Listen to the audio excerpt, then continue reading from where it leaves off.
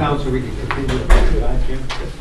If you include the capital expenditures, which we have some extraordinary items, because the last couple of years we haven't been purchasing the capital. We've just been making the payments. The increase, including new capital, would be roughly 5%, 5.1%. That excludes the debt service, which has increased by approximately $110,000, which we have absolutely no control over. Jim? But you're excluding, right? So to be included, that 5.1% would rise. Correct. And essentially, if we were to reduce the operating budget, we would be taking a hit for the school debt service.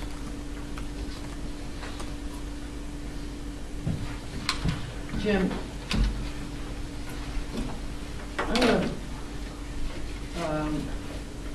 I think all of us have looked over the cuts of the budget committee.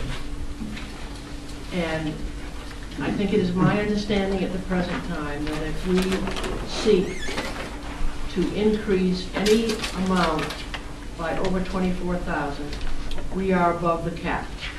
We are above the 4.5 under their calculations.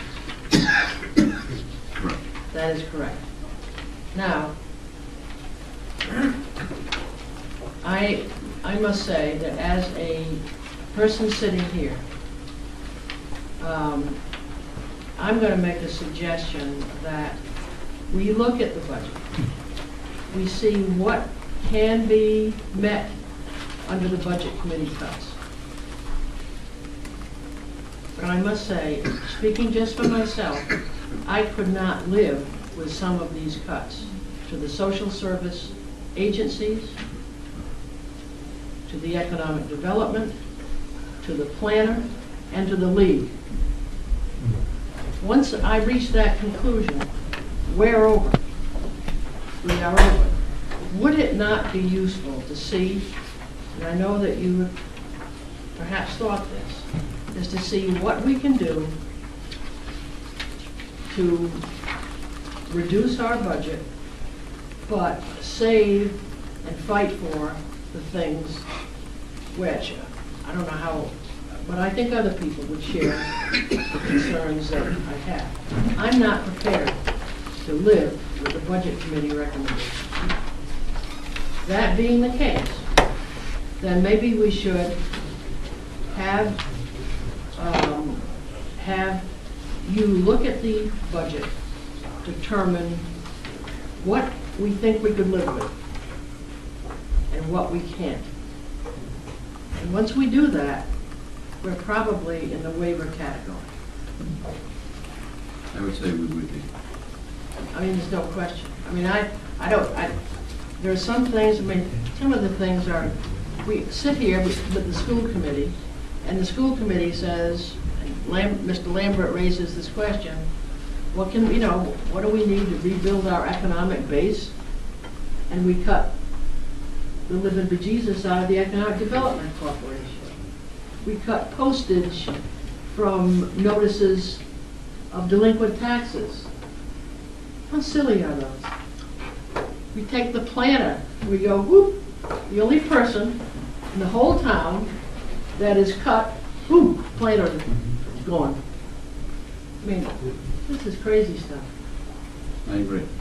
And there are some items that were cut, one in particular.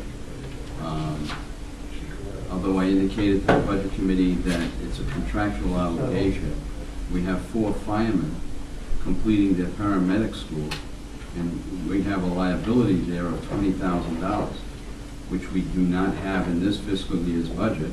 So it's in next fiscal year's budget, and it was still cut out. Well, once, I mean, I don't know what we're going to run out of time is a concern. And what I'd might suggest is that if the council was so disposed to say to you, Jim, see what you can do to further reduce our budget. But do not cut out the things that I think are essential for the stabilization of the town. And I mean, I could sit here and go through, but I'm not certain everybody would do that. But I think that if we all worked on that and came up, and perhaps meet next Monday night briefly and said, okay, to you, this is what I have done, and these are the decisions I've made, we could then say, okay, that's the budget, it should go on the docket. I mean, I don't want to sit here like the school committee. I have some of the same concerns. The budget committee will say, oh, this is the number we received from the council, without ever talking with us about some of these issues. So that would be my suggestion, is to reduce it further where we can. Meet some of the issues. But on those items that I have just gone through, and there are others, but to try to preserve for the future. If I may, one of the things that troubled me on the budget changes that were presented to us were those cuts that affected things like visiting nurses and things like that. Because those are things, in my opinion, that make a town a town. Things that the concerns for your citizens, or you need a visiting nurse, someone in town needs it. And that supplements their budget, so they're able to provide that service in our town.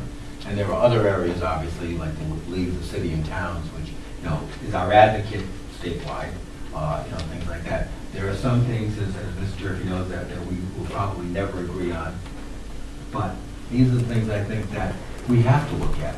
You know, everyone wants to save money, and I've been a proponent of trying to, you know, keep our budget numbers down. But there are things, like I said, that make a town a town. And when you've got those things, then I think you're not even thinking about what's the benefit for the town. You're just looking to save money, and nothing else seems to matter. And I think when you look at a budget, you have to really look at it and see what is going to be the quality of life in Tiverton.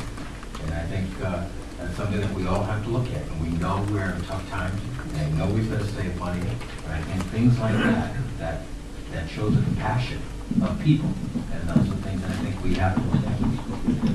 You know, just thinking, I mean, I obviously don't disagree with that. The reason given by the budget committee is that we take out visiting nurses that services an untold amount of people in this town of all kinds, wealthy, less affluent, they are there.